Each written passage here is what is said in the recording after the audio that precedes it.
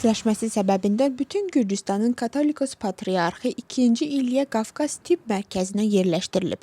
Patriarx həkimlərin nəzarəti altındadır.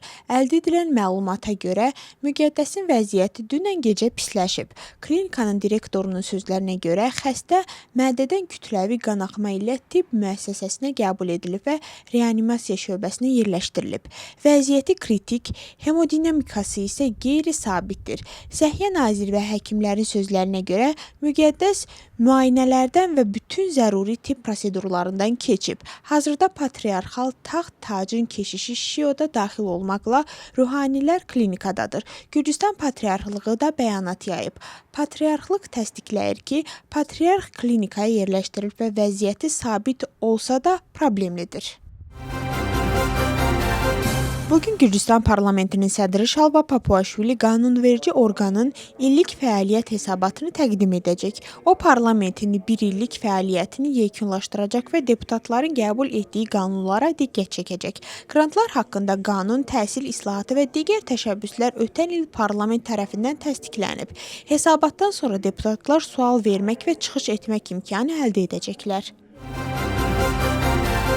Təhsil, Elm və Gənclər Məsələləri Komitəsinin iclasında ümumi təhsil haqqında qanuna dəyişiklik layihəsi bugün birinci oxunuşda müzakirə olunacaq. Layihə qəbul edilərsə 2026-2027-ci il tədris ilində valideyn qərarı ilə 6 yaşı 2026-cı ilin 16 sentyabr 31 dekabr tarixləri arasında tamam olan uşaqlar da birinci sinifə gedə biləcəklər. Qanun layihəsi parlamentə sürətləndirilmiş qaydada baxılır. Lelo partiyasının hakimiyyətlə müxalifət arasında danışıqların başlaması təşəbbüsü siyasətçilər tərəfindən müzakirə olunur. Müxalifətin bir hissəsi bunu tələsik və siyasi baxımdan hesablanmamış addım sayır. Onların fikrincə ölkədə siyasi məhbuslar olduğu şəraitdə danışıqlara başlamaq qəbul edilməzdir. Hakim komanda isə dialoqun mənasız olduğunu bildirir və iddia edir ki, müxalifətin əsas məqsədi inqilabdır. Son günlər ATƏT-in Moskva mexanizmi çərçivəsində hazırlanan tövsiyələr də müzakirə mövzusudur. Müxalifət bildirir ki, hesabat çox ağırdır və tövsiyələr yerinə yetirilməsə, məsələ beynəlxalq cinayət məhkəməsinə qədər gedə bilər. Hakimiyyət isə sənədi daxili işlərə müdaxilə cəhdi kimi qiymətləndirir və ittihamları yalan adlandırır. Xatırladaq ki, ATƏT-in 24 üzv ölkəsi birgə bəyanat yayaraq Gürcüstanı tövsiyələri yerinə yetirməyə çağırıb və ölkədə demokratiya baxımından geriləmə olduğunu qeyd edib.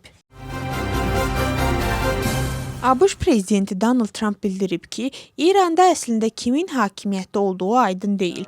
Jurnalistlərə açıqlamasında o qeyd edib ki, danışıqlara dair müəyyən siqnallar var, lakin bu prosesdə İran tərəfini kimin təmsil etdiyi və onların dialoqa nə dərəcədə hazır olduğu bilinmir. Onun sözlərinə görə Vaşinqtonda İran rəhbərliyinin vəziyyəti barədə dəqiq məlumat yoxdur və vəziyyət qeyri-proqnozlaşdırılandır. Trump həmçinin mümkün yeni dini liderlə bağlı sualların yarandığını vurğulayıb və Müçtəba Xameneyinin sağlamlıq vəziyyətinin hələ də qeyri-müəyyən olduğunu qeyd edib.